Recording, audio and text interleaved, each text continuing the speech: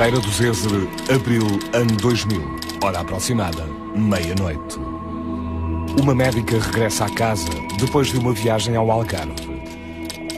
Perto de Ferreira do Zézere, fica aterrorizada ao sentir que está a ser alvo de uma perseguição muito estranha. O que terá perseguido aquela médica naquela noite de abril do ano 2000?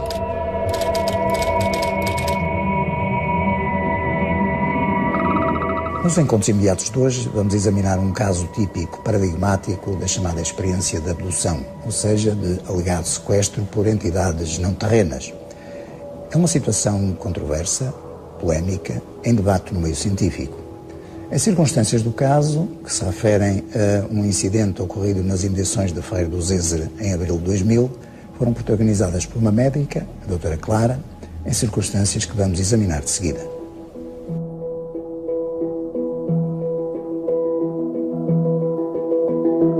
Naquela noite de abril, uma médica, a quem para preservar o anonimato chamaremos de Clara, regressava à casa depois de uma viagem ao Algarve. A noite estava amena, a estrada quase sem trânsito e a viagem decorria sem quaisquer problemas.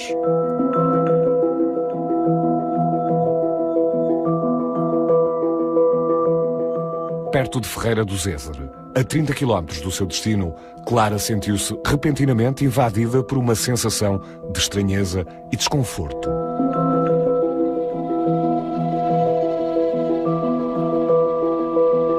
Foi essa sensação que a levou a reparar numa nuvem que estava no céu em frente do seu carro. Ao observá-la melhor, Clara notou que aquela nuvem, que por vezes mudava de forma e que tanto desaparecia como pouco depois reaparecia no seu campo de visão, dava a nítida sensação de a estar a perseguir.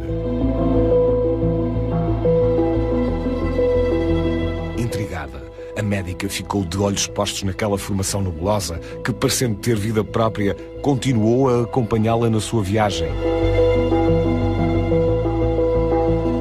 Sentindo-se desconfortável com aquela situação, Clara resolveu telefonar à sua filha, a quem descreveu o que lhe estava a acontecer.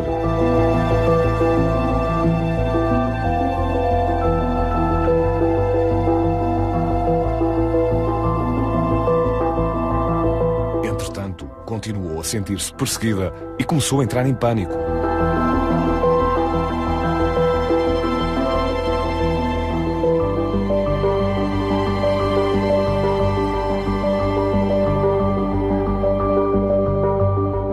Resolveu então passar o resto da noite num hotel em Abrantes, adiando o regresso a casa para a manhã seguinte.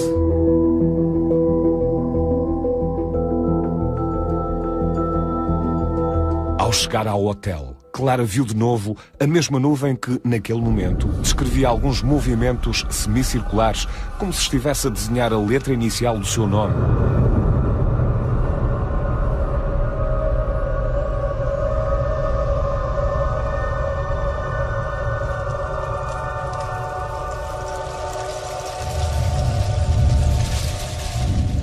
Começando a duvidar da sua sanidade mental, Clara pediu a um dos funcionários do hotel que a acompanhasse ao exterior para testar o seu testemunho.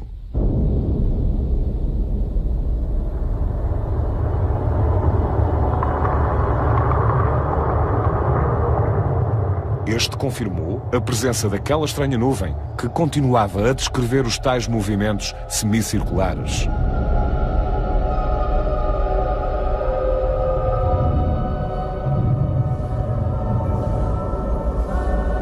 Sentindo-se exausta e impotente quanto àquela incómoda presença, Clara decidiu recolher ao seu quarto para tentar descansar.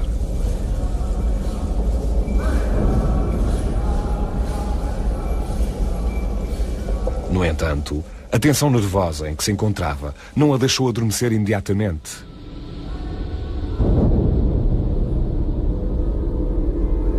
Algum tempo depois, ouviu no exterior do hotel o que lhe pareceu ser o ruído de vários helicópteros.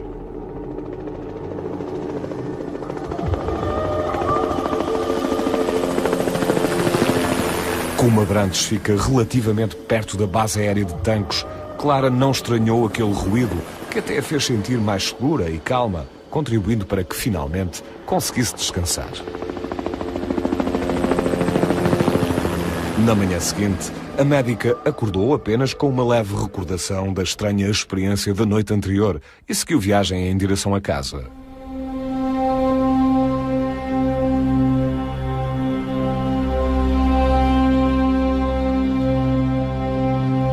Três semanas depois, ao retocar a maquilhagem, Clara descobre no seu pescoço uma estranha cicatriz com aproximadamente 14 centímetros que até aí desconhecia completamente. Intuitivamente, relaciona-a com a estranha perseguição de que tinha sido objeto 3 semanas antes e decide contactar os especialistas do STEC, Centro Transdisciplinar de Estudos da Consciência, com o intuito de descobrir o que realmente lhe tinha acontecido. Dias depois, encontrou-se com o professor Joaquim Fernandes, um dos elementos fundadores do STEC, a quem relatou tudo o que recordava sobre aquela noite de abril.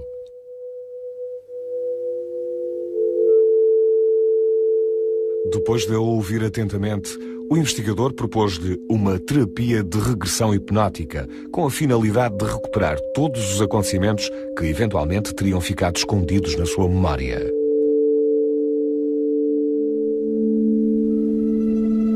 Durante a regressão, conduzida pela doutora Gilda Moura, uma especialista naquele tipo de terapia, Clara recordou e relatou novamente todos os acontecimentos daquela noite de abril, até ao momento em que, supostamente, teria adormecido. A partir daí, a sua narração alterou-se substancialmente, vindo a revelar alguns factos verdadeiramente extraordinários. Relatou então que o ruído de helicópteros que teria ouvido naquela noite tinha sido induzido no seu subconsciente para a acalmar e que nesse momento o seu quarto teria ficado repleto de uma forte luz que a teria transportado para um corredor luminoso, ao longo do qual teria caminhado até entrar numa enorme sala.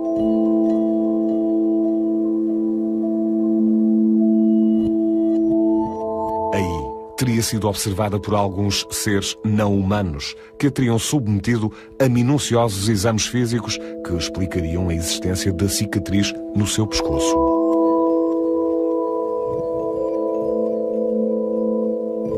No final dos exames, teria então sido de novo transportada para o quarto do hotel, onde acordou, na manhã seguinte, sem qualquer memória daqueles estranhos acontecimentos. Ao despertar da regressão, Clara recordou então todos os factos absolutamente surpreendentes relacionados com a sua alegada abdução por seres extraterrestres ocorrida naquela estranha noite de abril do ano 2000. Factos esses que agora relata na primeira pessoa. Vinha do Algarve e, a determinada altura, começo-me a perceber que por cima do carro havia uma nuvem e conforme o carro andava, a nuvem também andava. Eu comecei a achar aquilo estranho. Finalmente, quando surge uma curva, a nuvem dá a mesma curva. Só que dá a curva como que esbatendo-se. Outra curva em sentido contrário e a nuvem faz a mesma curva. E liguei à minha filha, completamente aterrorizada, porque aquilo não era normal, a perguntar o que é que ela acharia na altura. Ela teria aqui 20 anos na altura. Isto foi em 2000. Entrei completamente em pânico, até que decidi ficar no hotel mais próximo. E quando cheguei ao hotel, lá estava ela, a nuvem. Só que, para meu terror, essa nuvem descrevia a primeira letra do meu nome. E isto ainda me pôs mais em pânico. Chamei o porteiro e o porteiro confirmou aquilo que eu estava a ver. Eu fiquei felicíssima porque afinal não era só eu a louca, mas o porteiro também seria louco. E fiquei um pouco mais descansada, fui para o quarto. Quando surge um barulho do lado de fora da janela, tipo vários helicópteros. Ora, como isto era perto da base de Tancos, eu pensei, bom, está tudo resolvido. Não fui só eu que vi qualquer coisa, mas os militares viram, está tudo resolvido. Estou descansada, estou cheia de sono, tenho que levantar às 7 da manhã, vou dormir. e no dia seguinte acordei às 7 da manhã, como estava planeado, e pronto, daí passou. Passado umas 3, 4 semanas, acidentalmente, descobri que tinha uma cicatriz enorme no pescoço. Medi, tinha 14 centímetros. Eu nunca tinha sido operada à tiroide e deduzi que só podia ter sido feita naquela noite. Lembro-me perfeitamente de mostrar a cicatriz ao professor e contar a história. A doutora Clara, de facto, há uns anos telefonou-me. Fiquei um pouco surpreendido pela exposição inicial que ela fez do caso, mas, de facto, pela natureza da sua experiência, percebeu-se que ela pretendia um contacto direto connosco aqui na Universidade.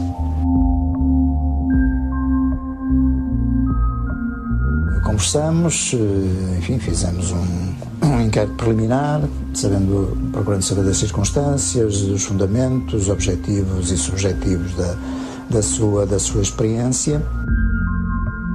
Porque, de facto, em todas estas histórias, a grande dominante é o género feminino. Portanto, são mulheres, e curiosamente mulheres na meia-idade, o que também pode indiciar pistas interessantes do ponto de vista da investigação, de uma maneira geral.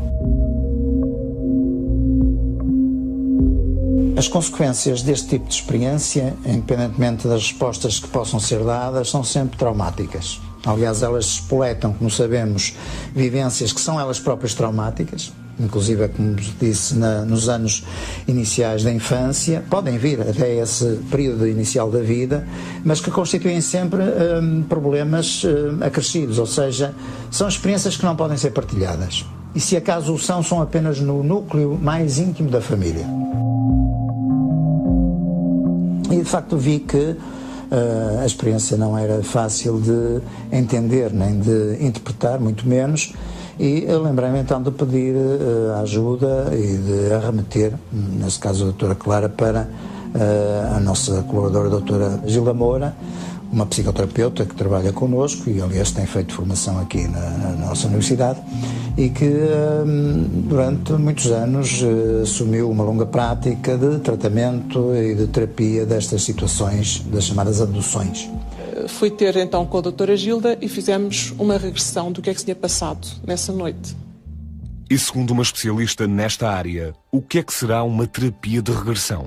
Então nós definimos a terapia regressiva como, então, uma técnica de terapia que leva a pessoa ou guia a pessoa à origem dos seus problemas. Ou então, em algumas experiências ou vivências que para nós parecem muito irreais, como é o caso das abduções, dos contatos com extraterrestres, em que, então, a pessoa relata experiências que não estão no nosso contexto de realidade.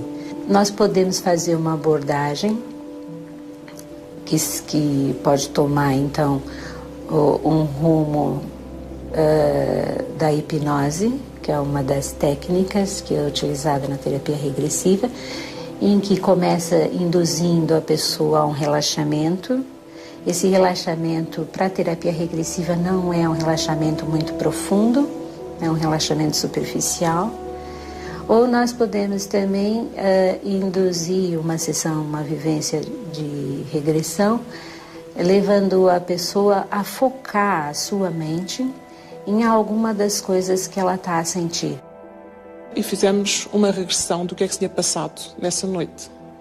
E, de facto, eu, ao deitar-me, adormeci imediatamente, pelo cansaço, pelo que quer que fosse, e imediatamente senti uma presença no quarto. Logo a seguir eu senti-me como que sugada ou desmaterializada, não sei que termo é de empregar, e fui então para algures, tipo uma nave. Andei num corredor branco, cheio de luzes, como que teleguiada, até que fui ter uma sala onde estavam alguns seres que me obrigaram a deitar numa mesa metálica, curiosamente com os furinhos, forma anatómica, e estavam muito interessados no meu pescoço. E realmente eu só via instrumentos à minha frente, tipo plantas fluorescentes, coisas que, apesar de eu estar ligada à medicina, eu não identificava aqueles instrumentos. Só via instrumentos a passar à frente dos olhos para o pescoço. Depois daquilo tudo feito, ajudaram-me a levantar-me e encontrei-me outra vez na cama. Esse contexto que aparece nesse caso também apareceu nesses outros casos que eu vi, que foi de crescimento, de aprendizado, e que os seres de repente são vistos como mestres, como seres que estão para ajudar e estão para ensinar e não como inimigos. No entanto, as opiniões dividem-se quanto à credibilidade dos relatos obtidos através deste tipo de terapias. O estado modificado de consciência é diverso, quer em momentos diferentes da sessão com a mesma pessoa, quer entre pessoas. E, portanto, há estados de hipnose, conhecidos tecnicamente como estado hipnoidal, em que a pessoa está a ter um conjunto de experiências, mas lembra-se delas quando sai da sessão. Há outras em que nem sequer se lembra. Tem estados muito profundos, tipo sonambúlicos, as pessoas nem se lembram. No estado hipnoidal é relativamente fácil introduzir falsas memórias. Do ponto de vista da tentativa de usar estes relatos, ainda por cima em estados de hipnose e regressão, para provar outras coisas, como seja a crença, por exemplo, em objetos voadores não identificados e seres associados, do ponto de vista do funcionamento do cérebro, é praticamente impossível. A regressão hipnótica pode trazer à memória do próprio sujeito, à memória, digamos assim, consciente do próprio sujeito, factos que foram esquecidos, recalcados, porque muitas vezes estas vivências são tão traumatizantes que o esquecimento, o relegar destes factos para o inconsciente talvez seja uma proteção da mente.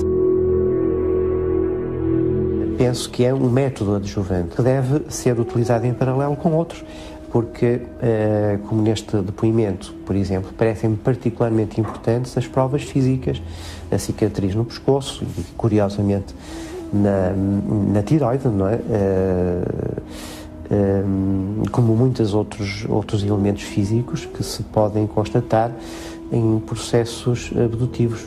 Há, contudo, outras interpretações possíveis para este tipo de relatos. É muito interessante que se comece por dizer que é de noite. É muito comum, tanto no profetismo bíblico, como depois na mística, nas visões místicas, na Idade Média e posteriormente, que estejam associadas a sonhos, e portanto, que haja um lado noturno deste ponto de vista. Portanto, há alguma coisa que ocorre de noite. Depois acho também interessante a referência ao formato da nuvem como tendo o nome, ou inicial do nome da pessoa. Porque nas revelações com conteúdo religioso, normalmente a entidade que aparece sabe o nome da pessoa. Um outro aspecto que está associado frequentemente a estas revelações é que elas deixam marcas.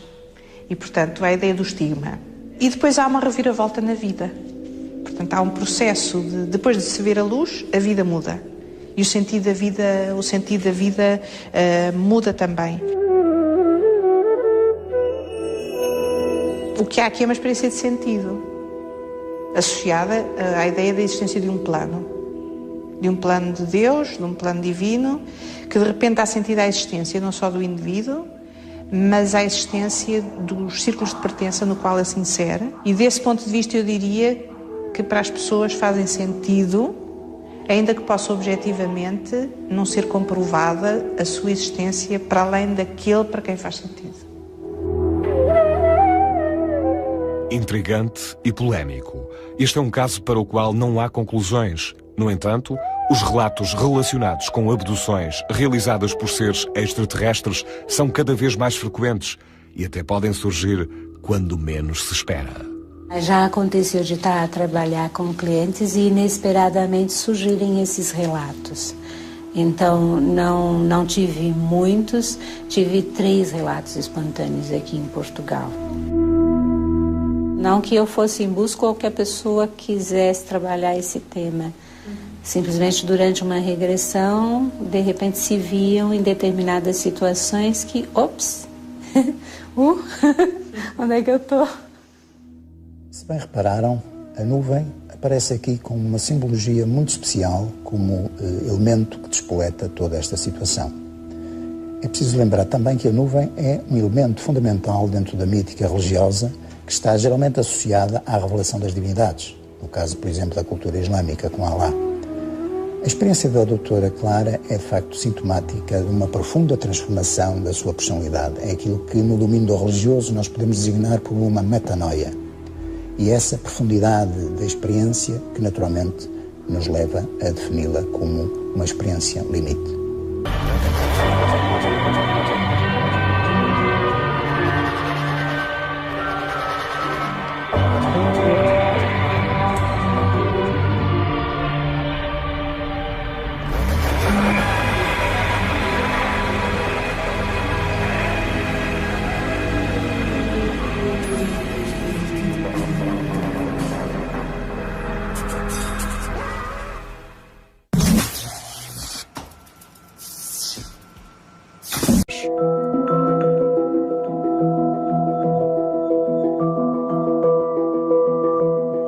Perto de Ferreira do Zézere, a 30 km do seu destino, Clara sentiu-se repentinamente invadida por uma sensação de estranheza e desconforto.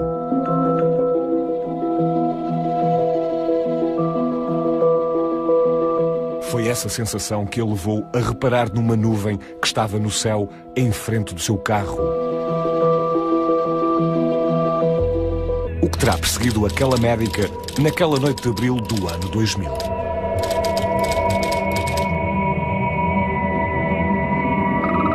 Nos encontros imediatos de hoje, vamos examinar um caso típico, paradigmático da chamada experiência de abdução, ou seja, de alegado sequestro por entidades não terrenas. É uma situação controversa, polémica, em debate no meio científico.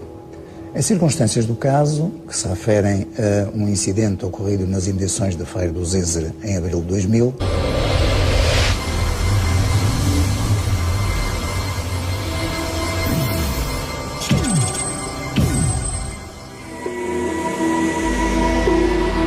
Ferreira do Zézere, abril, ano 2000, hora aproximada, meia-noite. Uma médica regressa à casa depois de uma viagem ao Algarve. Perto de Ferreira do Zézere, fica aterrorizada ao sentir que está a ser alvo de uma perseguição muito estranha. Foram protagonizadas por uma médica, a doutora Clara, em circunstâncias que vamos examinar de seguida.